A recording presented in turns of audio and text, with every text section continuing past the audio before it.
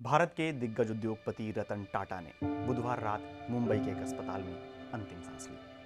रतन टाटा ने गाड़ियां, होटल, जहाज, खान पान से लेकर कई बिजनेस में सफलता हासिल की, लेकिन रतन टाटा का एक ख्वाब ऐसा था जो पूरा ना हो सका।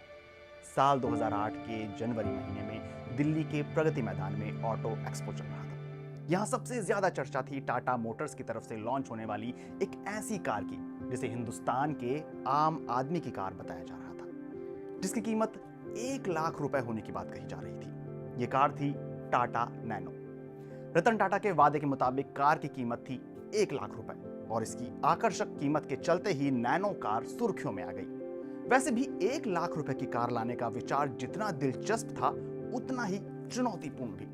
टाटा मोटर्स ने इससे कुछ साल पहले टाटा एस नाम से एक मिनी ट्रक लॉन्च किया था। यह मिनी ट्रक छोटा हाथी के नाम से बाजार में काफी बिकने लगा था। टाटा मोटर्स ने उसी सफलता को दोहराने के लिए टाटा एस को बनाने वाले गिरीश वाघ की टीम के सामने रतन टाटा के नैनो के सपने को साकार करने का लक्ष्य रखा।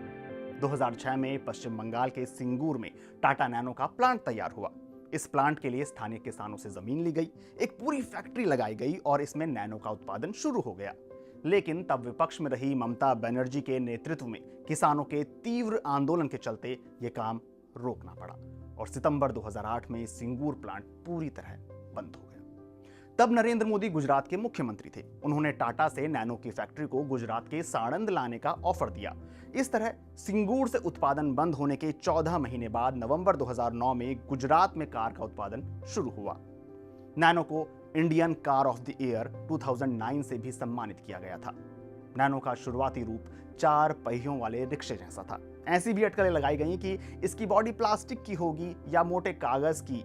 आखिर में हल्के एल्यूमिनियम से नैनो की बॉडी और 3 सिलेंडर वाला इंजन तैयार किया गया। महज 1 लाख रुपए की कार के लिए हर कोई बुकिंग चाह रहा था, लेकिन शुरुआती कुछ मॉडलों को छोड़कर नैनो की कीमत को लंबे समय तक 1 लाख रुपए तक रखना संभव नहीं था और यहीं से नैनो का डाउनफॉल होना शुरू हुआ।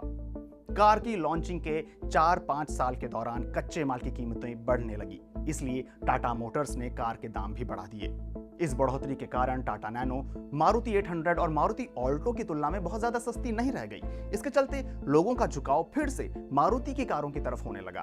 इसके अलावा लोगों ने टाटा नैनो की गुणवत्ता में भी कमी की शिकायत की। जैसे पहले मॉडल में ट्रंक की कमी थी, इंजन शोर करता था और अंदर लगे प्लास्टिक बहुत कमजोर लगते थे। कुछ कारों में आग लगने की घटनाओं के कारण इसकी साख और खराब हुई। टाटा नैनो की साख पर सबसे बड़ा सवाल 2014 में तब लगा जब कार की सुरक्षा रेटिंग देने वाले ग्लोबल एनकैप ने इसे 0 स्टार दिया। इस रेटिंग के बाद कई लोगों ने अपनी बुकिंग रद्द कर दी। टाटा मोटर्स ने बाजार में इस ब्रांड को बचाने के लिए नैनो ट्विस्ट और जेन एक्स नैनो जैसे नए मॉडल भी पेश किए। इनमें सीएनजी का ऑप्शन भी दिया गया, लेकिन इसके बावजूद नैनो की बिक्री नहीं बढ़ी। बाद में रतन टाटा ने खुद स्वीकार किया कि नैनो की मार्केटिंग फेल हो गई थी।